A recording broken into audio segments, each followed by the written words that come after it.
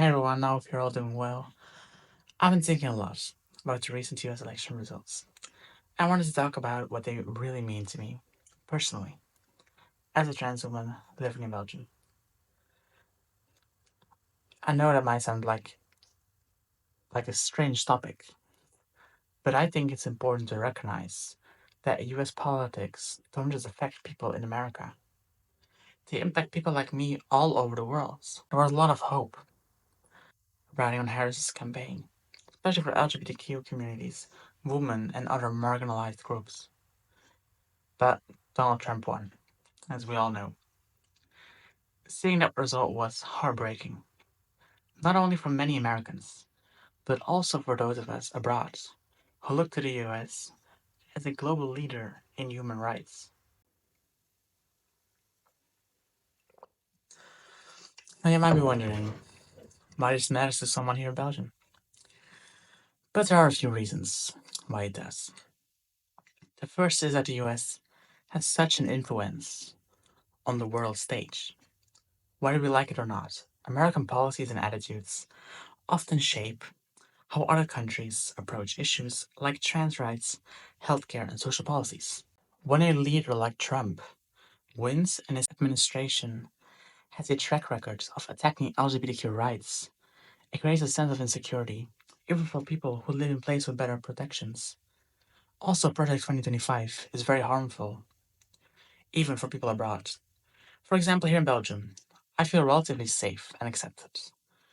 But seeing those anti trans and anti LGBTQ policies gaining traction in a major country like the US sends a message.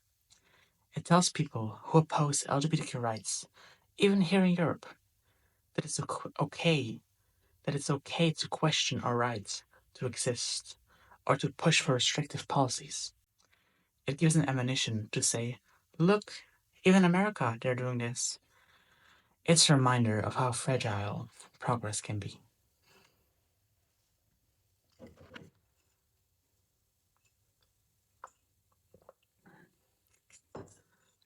This election also hit close to home for me because it brings up a lot of personal memories and fears. I remember coming out and thinking, I'm so lucky to be in Belgium, where there's more acceptance and legal protections. But when I see policies in the US that would, for example, ban trans healthcare or force trans youth out of sports, I can't help but feel like there's a target on all of us. Even if these policies don't apply to me directly, they do affect trans youths and adults in the US who are part of the global trans community I belong to. And to be honest, that's scary.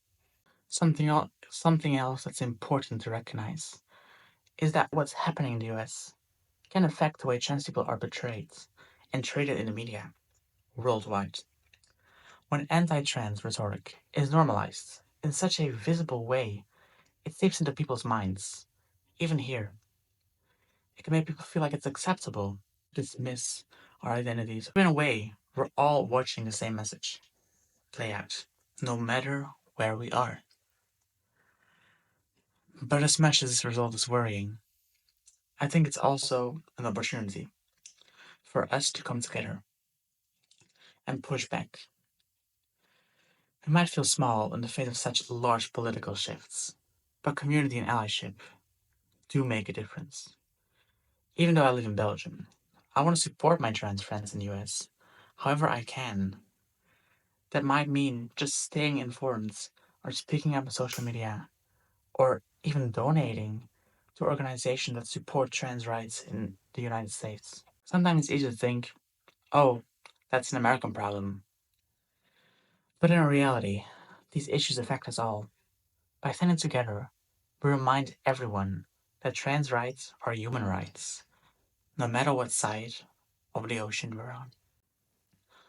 For those of you watching who may be feeling the weight in this election, just like I did, that's why I was gone for a little while. Not because I'm sick, but because I was busy and thinking about the election results, taking it in. Whether you're trans or an ally, know that it's okay to feel frustrated or worried. It's natural to feel scared when we see rights we value so deeply under attack. But you're not alone. The global trans community is strong, and we're resilient. We've seen setbacks before, and we've come back even stronger. But not just LGBTQ organizations, also women's rights and the rights of black people are under attack in the United States, and we have to fight back. For my trans friends specifically in the US, know that we're watching you and we care. We might be very far away, but we're still part of the same fight. Standing up for trans rights isn't always easy, but it makes a difference. Thank you all so much for listening to my story and my opinion on the elections. It's something I wanted to talk about, but I wanted to write my words down. I want to be able to talk about everything that I wanted, and I've been able to do that now. And it feels good to be able to say this, but it also something I never wanted to make this. I was pro Kamala Harris all the way, even though I struggled with some of her policies.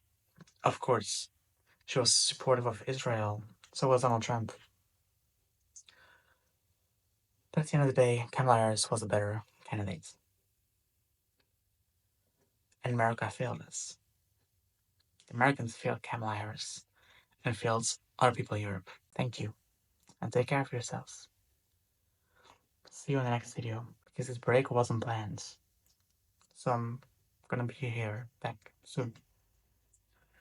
But I can do some happier things to not remind everyone of the shit show we're in the United States. So I just reacting to trans women TikToks. That's what I'm gonna do next video. Thank you so much.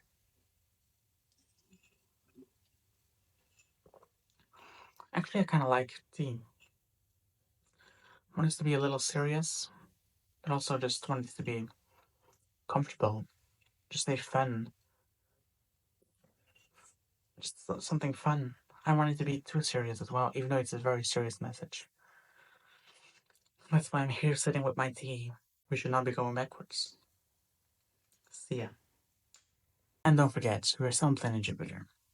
Yes, it gets stupider. Goodbye.